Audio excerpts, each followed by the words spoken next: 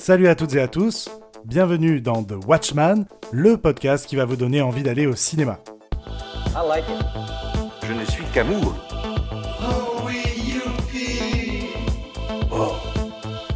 Je suis Kevin Robert, votre guide des salles obscures, et aujourd'hui, je vous parle de Pleasure. Do you trust me? I trust you. Why aren't you like doing something better with your life and trying to be a singer? I just love cock. Pleasure, donc de Ninja Thyberg, dont c'est le premier long métrage adapté d'un court métrage qu'elle a elle-même réalisé il y a 5 ans. Et c'est l'histoire d'une jeune Suédoise de 19 ans qui rejoint Los Angeles avec pour but de faire carrière dans le porno. Alors attention, cet épisode de podcast risque d'être sulfureux pour être un peu à l'image du film, car quelle audace dans ce film, quelle prise de risque. Et dès l'ouverture, on sent cette audace, on est plongé sans filtre dans un film porno dont on entend uniquement le son. Et c'est un film porno assez classique, et avec ces 30 secondes d'introduction, de ces phrases de dialogue dont on comprend bien que la réalisatrice prend le parti des femmes qui sont pour la plupart soumises dans les films porno. Et donc on va assister à la naissance d'une jeune actrice, la protagoniste qui rentre dans le cadre, littéralement de gauche à droite, lors d'un contrôle de frontières. Et elle dit alors cette phrase-là, « Je viens ici pour le plaisir ». Alors le ton est donné, l'aspect cru et direct du film ne le quittera jamais. Et Bella Cherry, donc de son nom de scène, arrive sur le sol américain avec une simple valise remplie de vêtements un petit peu sexy, on va dire. Elle s'installe dans une colloque de femmes qui, elles aussi, sont dans le porno. Aux côtés de la débutante Kimberly, elles vont tenter de se faire un nom, et cette colloque, on voit bien qu'elle est un peu crade, un peu à l'image aussi de cette industrie. Alors, les agents de ces filles, forcément, tous des mecs, vont mener la carrière de ces actrices tout aussi bien que moi qui donnerai des cours de violon. Il faut dire que je suis vraiment nul en instrument, vous imaginez un petit peu, et très vite, on comprend bien le réel problème de cette industrie, c'est la domination masculine.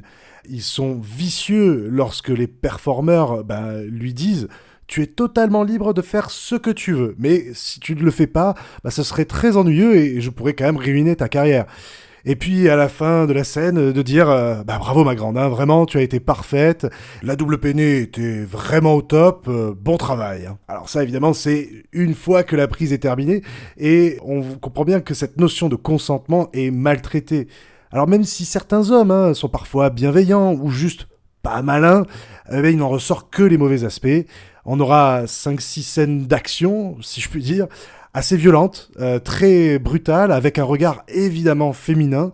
On y voit d'ailleurs le sexe d'un homme vu d'en bas, où on voit des pieds d'un homme vraiment pas sexy, ou simplement des bedaines, tout comme elle montrera bien la différence d'âge entre l'actrice qui est censée avoir 19 ans à l'écran, et ces hommes qui en ont 40, voire parfois 50.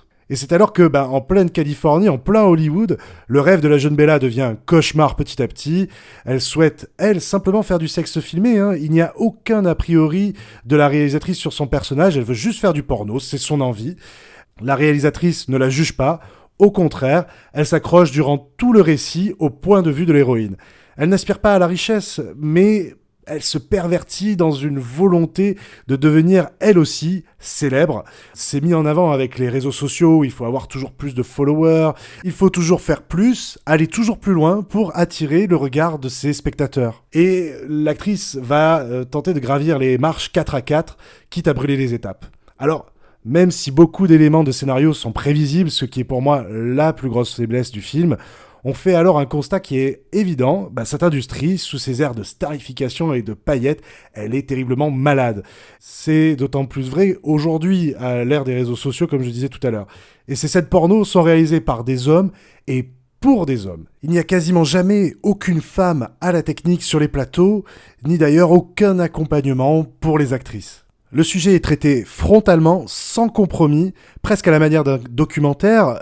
C'est très réaliste, mais c'est parce que la plupart des acteurs du film travaillent dans l'industrie du X, à l'exception de Sofia Capel, Bella Cherry, l'héroïne, pour qui c'est son tout premier rôle. Et vraiment, elle est impressionnante bluffante.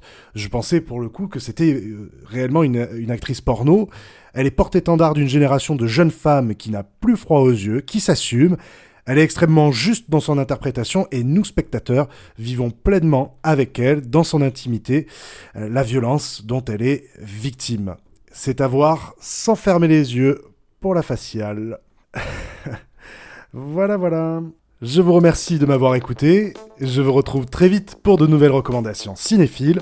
En attendant, allez voir des films en salle au cinéma. Salut! C'était fabuleux. On va rentrer. Le pays, on va rentrer. Go home. It's all over. Thanks.